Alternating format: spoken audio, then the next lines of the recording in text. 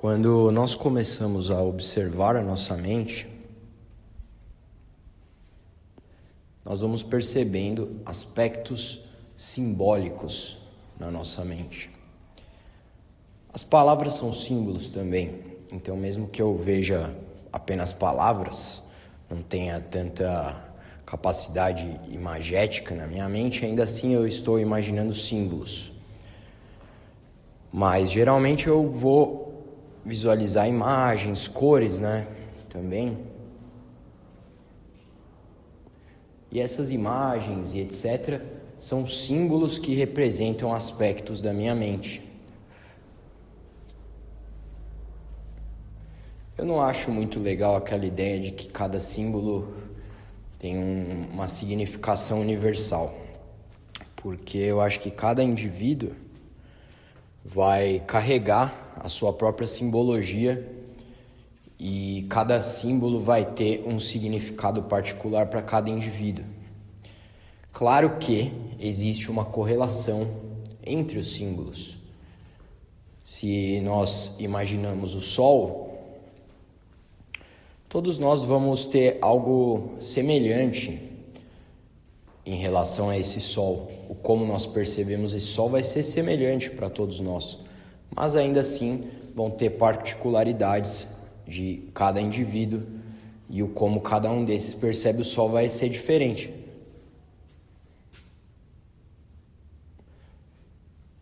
Tem pessoa que não gosta de tomar sol, tem gente que gosta, então já mudou a relação com o Sol. Mas se você está visualizando o Sol, é uma manifestação simbólica do Sol. Não é o ato em si de tomar sol, é imaginar o Sol. Tenta imaginar o Sol. E o como você vai ver esse Sol. Eu já vejo muito na minha cabeça, hoje em dia, aquele Sol das pinturas alquímicas, que tem até um rosto às vezes, porque eu já vi muitas dessas imagens, eu gosto dessas imagens. E essas imagens trazem um pouco o conceito do Sol como o intelecto, Tem muito essa ideia de que o Sol é o intelecto, a razão, e a Lua representa o sentir, a sensibilidade, a intuição. Existe essa possibilidade aí de analogia, de observação desses símbolos. Então, quando eu observo essa simbologia, mesmo tendo essa significação que foi observada por diversas pessoas, ao longo da história, ainda assim, o próprio conceito de intelecto, ele difere um pouco de indivíduo para indivíduo, o que cada um concebe através dessa palavra intelecto, desse símbolo intelecto. Que aí a gente já está indo além na observação do símbolo. Então você pegou primeiro a imagem do Sol você viu as possibilidades que emanam, as possibilidades de significação que emanam desse símbolo Sol, e daí você vai pegando essas possibilidades e vai avaliando essas possibilidades. Então você vê o intelecto, Você vai sutilizando ainda mais. Então agora a gente está tentando visualizar o que é intelecto, o que simboliza o intelecto para cada um, O que é ser um intelectual, o que é trabalhar o intelecto de fato. Então aí a gente precisa buscar estratégias para desenvolver o nosso intelecto. Isso é óbvio. A linguagem é essencial para isso. E a língua portuguesa, por exemplo, é muito rica em palavras que auxiliam o desenvolvimento do nosso intelecto, da nossa percepção. Então é importante que a gente vá atrás da literatura, que a gente busque assistir bons filmes, especialmente filmes antigos, que tinham uma linguagem mais desenvolvida, tinha um roteiro mais profundo, uma atuação mais autêntica. A gente pode ouvir músicas mais antigas, que a música também é uma linguagem. E você ir buscando, porque realmente não dá para entrar nesse debate mais hoje, como muitas pessoas querem fazer, de falar que você pode comparar a proeminência artística de um funk carioca e de um Bach, por exemplo, de um Wagner, de um Beethoven. É um absurdo fazer isso. Daí mostra como a gente está se degenerando como sociedade. Eu não acho que essa degeneração vá ser contínua, que vá sem fim. Não, já está mudando, né? Já está voltando. As pessoas já estão mudando o pêndulo, começando a perceber que existem outros valores mais importantes do que a mera libertinagem, que a gente chama de liberdade, que muitas vezes não é liberdade, porque não existe liberdade sem responsabilidade. E uma coisa que a gente observa hoje, esse fenômeno da degradação simbólica também da consciência humana. Então, os símbolos estão se tornando medíocres. E quando a gente tem símbolos medíocres, quando nós temos mitos medíocres, quando nós temos arquétipos medíocres, nós vamos nos tornando cada vez mais medíocres. E medíocre, né, seria na média, mas quando a gente vai descendo cada vez mais o nível do que a média, a gente tem um nível de mediocridade que é inferior ao nível de mediocridade do passado em muitos aspectos. E isso é algo que deve ser observado e desenvolvido.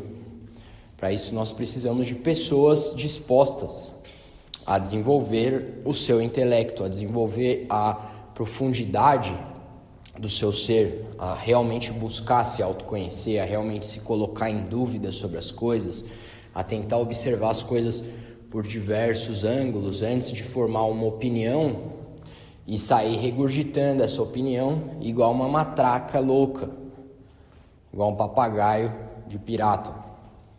Isso daí é um problema muito sério. E parece que hoje, com o advento da internet, dos influenciadores, das mídias sociais, isso está se tornando um hábito comum.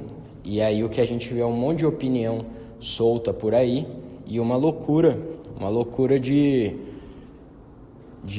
ideias jogadas ao vento e sem base nenhuma, sem consistência, sem uma dedicação a realmente fazer uma pesquisa de fato sobre aquilo.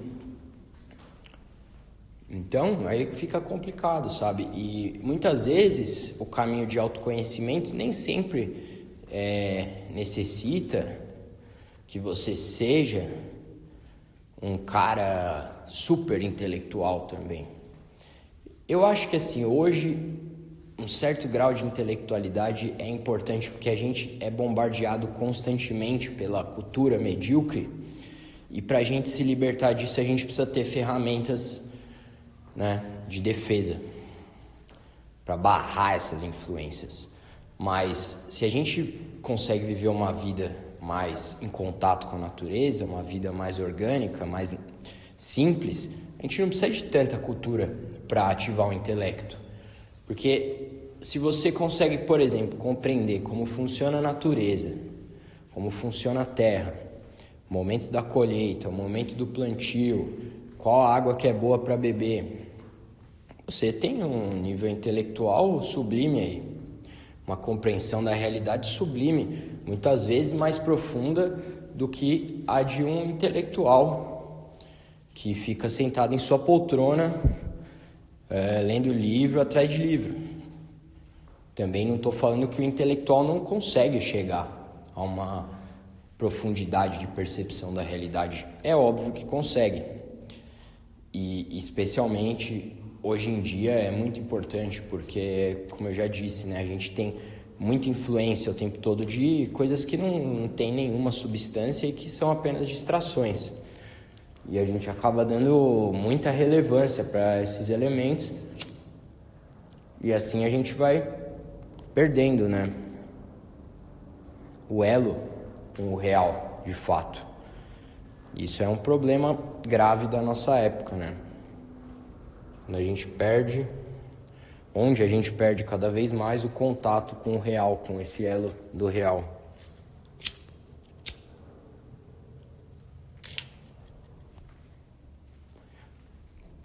E por que que a gente perde o contato com o real?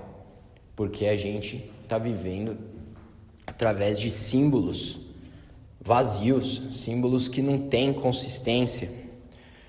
Quando você pega um antigo que usava o símbolo do sol para representar o intelecto, você vê aí uma capacidade de refinamento absurda, né?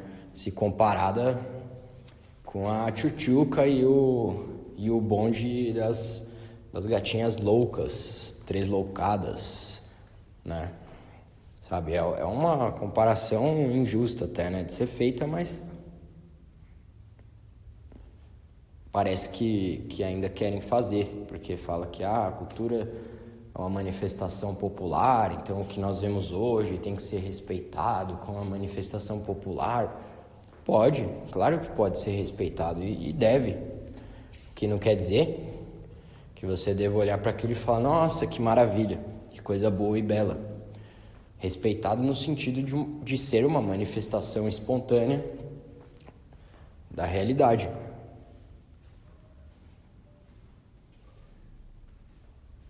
Mas isso a gente tem que fazer com tudo, né? Para conseguir conviver com a realidade sem ficar dando murro em ponta de faca e sofrendo desnecessariamente. Então, a gente precisa aceitar a existência das coisas, a gente precisa respeitar a existência das coisas, mesmo aquelas coisas que a gente repudia, a gente precisa respeitar a existência delas, porque algo, o que quer que seja, a natureza, Deus, a vida, os átomos, sei lá o que, permitiu a existência desse fenômeno. Então, quem sou eu para falar, isso não deveria existir? Isso já é uma prepotência. Agora, eu posso olhar como algo que existe e falar, me parece que a gente pode fazer melhor. E olha só, a gente já fez melhor no passado. E é curioso que hoje a gente tem mais facilidade e a gente não está fazendo melhor, o que é curioso. Mas isso é apenas uma divagação, embora seja um problema real. O maior problema, me parece que é o fato de que o indivíduo tem certo receio de entrar em contato consigo mesmo. Por quê? Porque quando a pessoa começa a fazer isso, ela acaba, muitas vezes, se sentindo excluída dos grupos, né? Que ela não vai ser mais aquela pessoa cool, aquela pessoa bacana, descolada, que vai estar por dentro das ondas que estão rolando, tá ligado? Vai ser uma pessoa que algumas pessoas vão olhar e falar, esse cara é louco, velho, ele tá falando essas palavras, eu nem sei o que ele tá falando, e nem ele deve saber. E é um louco, um cara fica ali, ao invés de sair com as cocotas, fica trancado em casa estudando, deve ser um louco, né? Isso que a maioria das pessoas vão pensar. Claro que não todas, mas muitas vão olhar e falar, esse cara é um louco, é um psicopata. Ao invés do cara ficar olhando pro celular, ele tá observando o comportamento das pessoas. Mas que é isso? O cara senta no restaurante e fica olhando a decoração do restaurante, ao invés de olhar pro celular. Deve ser um louco, né?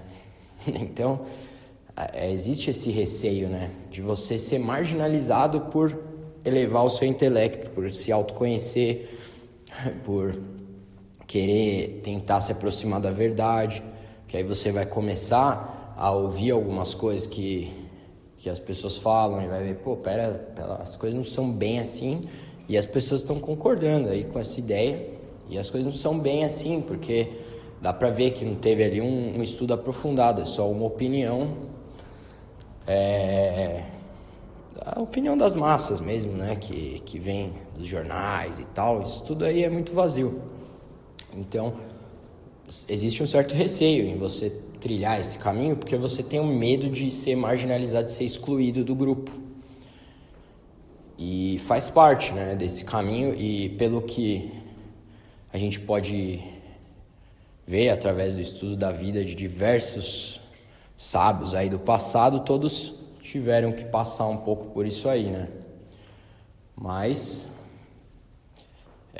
no meu caso, por exemplo, eu não necessariamente escolhi esse caminho. Eu fui induzido pelo meu sofrimento, pelos meus próprios conflitos que começaram a surgir de forma muito aguda na minha adolescência, né? E foram se estendendo durante a minha juventude e que me fizeram começar a querer entender quem sou eu, o que eu estou fazendo, como é que eu posso me equilibrar ao mundo, como é que eu posso fazer algo que faça com que eu me sinta melhor, né? Como é que eu posso construir algo que faça com que eu sinta que eu tenho algum valor. E eu fui buscando estratégias, lendo, estudando, assistindo palestras, fazendo cursos, indo em práticas, diversas coisas, né? Que cada um vai ter o seu caminho aí, mas buscando e buscando. Então foi algo que foi meio que uma necessidade minha. Então eu já não tinha tanto medo de ser excluído, porque eu já fui me excluindo por conta dos meus próprios conflitos. Eu já fui me excluindo, me sentindo deslocado, né? E a partir desse caminho aí, eu fui me isolando também, pude ter um momento de ermitão para entrar em contato com o meu ser, desvendar meus abismos e assim ir desenvolvendo estratégias para lidar com esses demônios aí, que são, hoje para mim, eu consigo ver, são símbolos. Então eu consigo simbolizar esses demônios. E os antigos fizeram isso, né? Quando eles escreveram livros como Goetia e tal, né? Livros, tem o dicionário de demonologia. Esqueci o nome do autor agora. Acho que é Leplanche. Não me lembro agora, mas no próximo programa aí eu trago o nome desse dicionário para alguém que tenha curiosidade em ver, que tem várias imagens, né, desses seres aí, as descrições deles e tal. E é curioso porque são claramente símbolos, né, do inconsciente humano. São muito interessantes. Também tem o livro Psicologia e Alquimia, do Jung, que é curioso, que vai ajudar a gente. Tem o livro Os Ensinamentos Secretos de Todas as Eras, do Manly P. Hall, que também é interessante. Esse estudo tem O Homem e Seus Símbolos.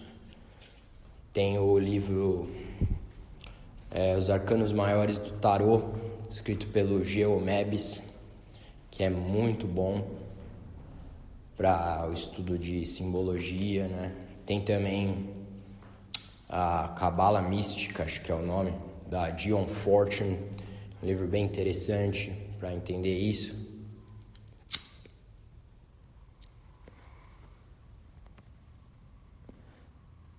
E aí tem diversas outras coisas, né? Se a gente for estudar, por exemplo, Mário Ferreira dos Santos, com o seu Tratado de Simbólica, o seu livro Sobre Deus, são livros que nos ajudam ajudam o nosso aprofundamento nesse reino aí do estudo dos símbolos. Mas uma forma legal também é estudar as mitologias, mitologia grega, mitologia egípcia, mitologia suméria. Isso tudo vai ajudar a gente a compreender toda a dinâmica da sociedade. A própria Bíblia serve também como livro muito rico em simbologia, para que a gente possa compreender a sociedade, o indivíduo.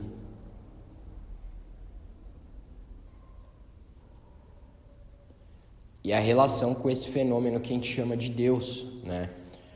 Hoje existe uma tendência a ver como o espaço, né? O espaço infinito como sendo Deus, que é também interessante, mas isso vem lá da astrologia, né? Da astronomia, vem lá do passado, vem da alquimia, vem lá dos antigos. Porque hoje o espaço, ele tem os atributos de Deus, né? Que ele é infinito, está se expandindo, é infinito, não tem limites. Ele é o todo, ele contém tudo em si, né? Então, E a gente vê que também existe o conceito do vazio no Zen budismo, no taoísmo.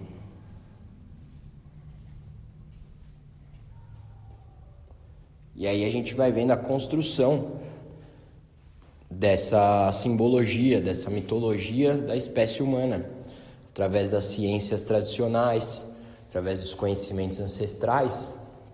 E aí eu acho que a gente pode chegar num lugar legal de compreensão da humanidade, quando a gente abarca o todo, quando a gente para de negar a nossa origem, nossa ancestralidade, achar que a gente superou nossos ancestrais e rejeitar o conhecimento deles, como, por exemplo, conhecimento antigo da China, é de uma riqueza absurda. Tem pessoas que passam a vida inteira estudando isso e não conseguem estudar tudo. Tem muita coisa ali, tem a medicina tradicional chinesa, tem o I Ching, que inclusive, se tudo der certo, já estou fazendo uma propaganda aqui do outro podcast, o Frequências Sincrônicas, que é um podcast de entrevistas e tal. A gente está querendo trazer uma pessoa que é especialista nessas áreas, né, para que a gente possa aprender mais. E a ideia é essa, a gente começar a juntar as pessoas que têm interesse em estudar também, em compartilhar seu conhecimento.